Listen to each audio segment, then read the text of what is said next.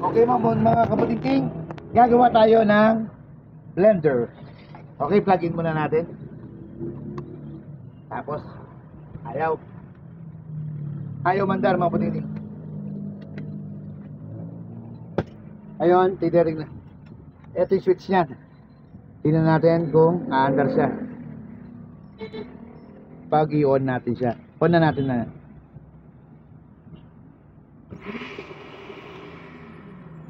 Maandar siya na.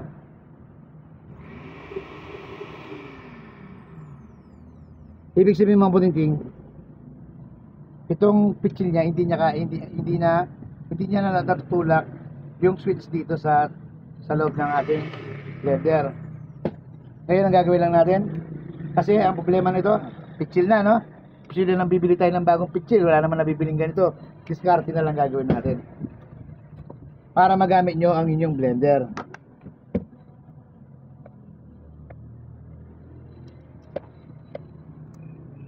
Okay, buksan ko na.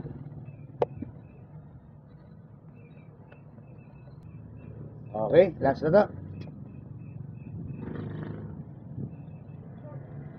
Ngayon, ang ganito ang gagawin lang natin mga puting-puting. Napakasimple lang ang gagawin natin.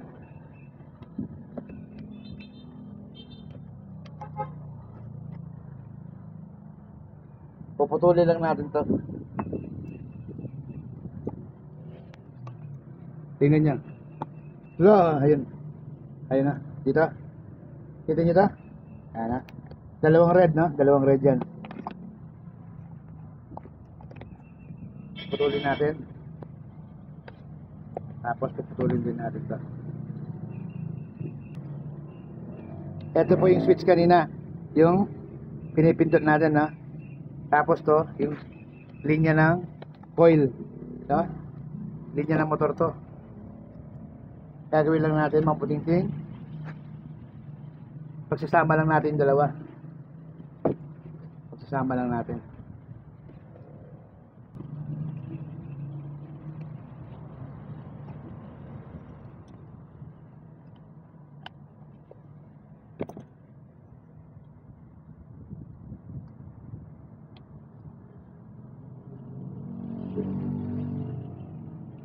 Okay? I-rerekta natin mga puting-ting. Pero bago natin rekta, kuha muna tayo ng spaghetti tube. Kuha tayong isa. Ito yung mga pinagkamitan lang to ng mga puting-ting. Tinatabi ko. Kasi darating araw magagamit din sila. Kuha tayong isa.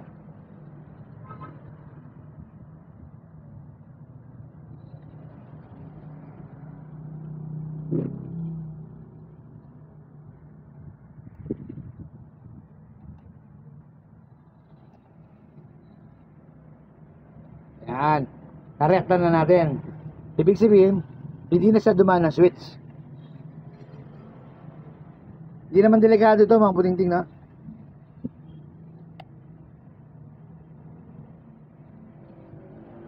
Okay. Tapos to,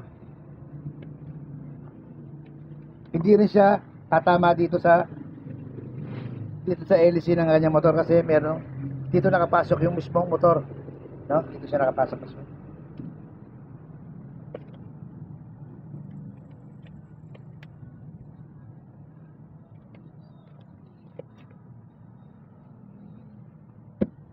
Ayun, screw na natin ulit.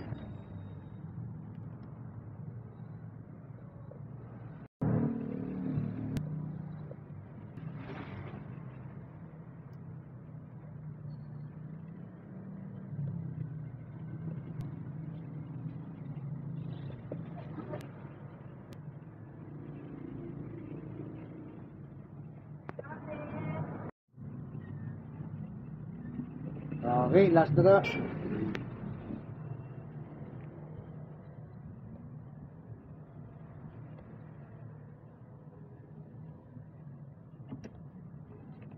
Ngayon, tignan natin sa ating light tester kung umaandar na ba.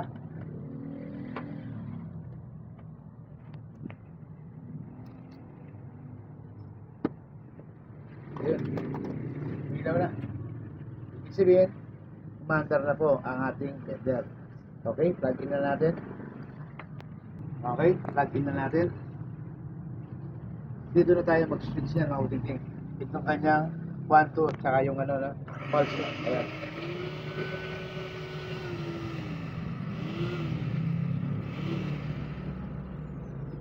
Okay. Kahit hindi nakalagay ito, okay lang. Walang kaso. Tapos ngayon.